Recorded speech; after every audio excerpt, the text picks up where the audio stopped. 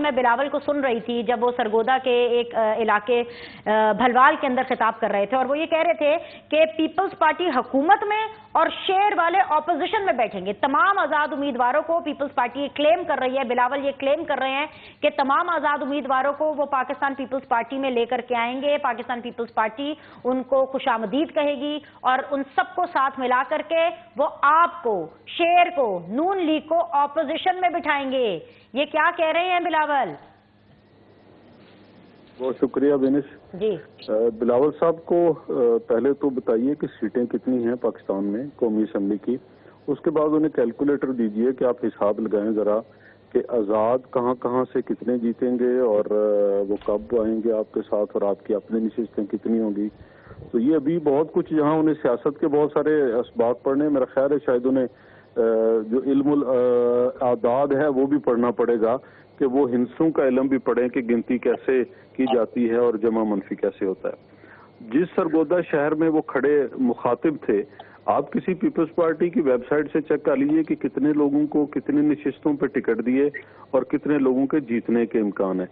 जिन लोगों का टिकट लेने के लिए लोग तैयार नहीं, वो क्लेम कर रहे हैं कि हम हुकूमत बनाएंगे।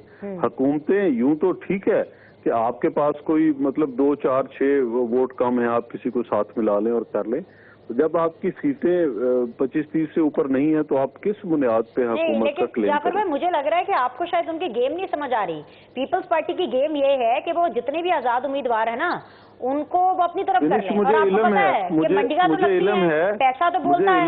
जो वो कह रहे हैं उसका मुझे बखूबी इल्म है, लेकिन आजाद उम्मीदवारों को साथ मिलाने से नहीं, कौमी असम्बली के जीतने वाले आजाद अरकान को साथ मिलाने से हुकूमत वो बना लेंगे। अगर तो सिर्फ उम्मीदवारों को मिलाएंगे तो शायद पीपल्स पार्टी के काफी हो जाएं। आप पिछले 3-4 इंतखाबात देख लीजिए कि आजाद लोग कितनी तादाद में जीतते हैं। अगर तो वो कोई 100-125 हैं तो चले 125 वो मिला लें और 25-30 बिलावल साहब के मिला लें, हुकूमत बन गई। फिर तो ये मुमकिन है। और फिर अगर आजाद इतने जीतेंगे तो बिलावल साहब के अलावा बड़े और समझदार लोग बैठे हैं और जिन्होंने समझदारी से लोगों को आजाद मतलब किया है। किसी का निशान गुम हुआ, किसी की जो है वो कैंडिडेट गुम हुआ, और वो सारा उन्होंने इसके लिए तो नहीं किया कि वो बिलावल साहब के लिए जो कर रहे हैं। और दूसरी बात ये कि मुस्लिम लीग नून अल्हम्दुलिल्लाह, आप हमारी इलेक्शन कैंपेन देख लीजिए, हमारे उम्मीदवार कितने हैं कौमी असम्बली की नशिस्तों पे वो देख लीजिए, और उसके बाद वो हल्के देख लीजिए। बहुत सारे सर्वेज आपके पास हैं जहां अल्हम्दुलिल्लाह PMLN लीड कर रही है। तो मुझे कोई वहम नहीं है ऐसा।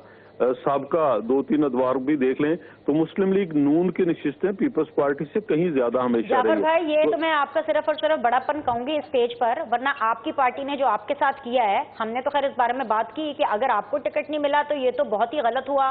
टेलीविजन प्रोग्राम्स में आप डिफेंड कर रहे हैं, हल्के में भी आप हमेशा होते हैं, जब भी आपको फोन किया जाता है। अभी भी आप हमारे साथ स्टूडियो में या किसी DSMG पर नहीं है, क्योंकि अभी भी आप अपने हल्के में है। मुझे समझ नहीं आ रही कि अब अपने हल्के में अब आपने क्या करना है, क्योंकि आपको टिकट तो दिया नहीं है, लेकिन फिर भी आप नून लीग को डिफेंड कर रहे हैं सर, तो ये तो बड़ी बात है ना। मैं डिफेंड नहीं कर रहा, मैं अमली तौर पे जद्दोजहद भी कर रहा हूँ।